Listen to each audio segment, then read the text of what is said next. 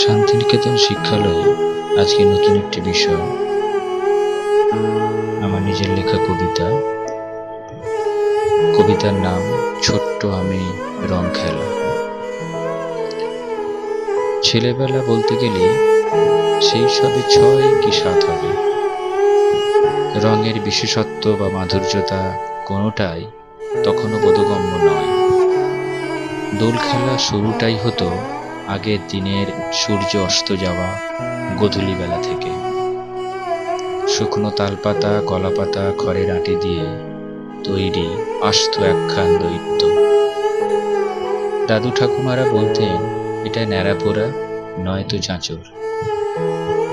ওই তপ্ত আগুনের লেলিহান শিখায় পুড়ে ছাই হয়ে যেত আমার সকল দুঃখ যন্ত্রণা পাপ। যখন আগুনের শিখা ওই আকাশ ছুঁয়ে যেত, ডাক দিত আগামী বসন্তের আকাশকে, আর ফুলকিগুলো তারার মতো ভেসে যেত কোনো না জানার দেশে। হঠাৎই একটি শব্দ ছড়ার স্বরে আমার কানে বেজে ওঠে, আজ আমাদের ন্যাড়াপোড়া, কাল আমাদের দোল, পূর্ণিমাতে চাঁদ উঠেছে, বলো হরিবোল।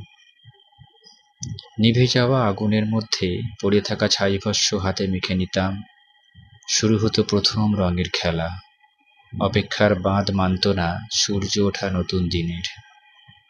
হঠাৎই ঘণ্টার ধ্বনি বেজে ওঠে মন্দিরে।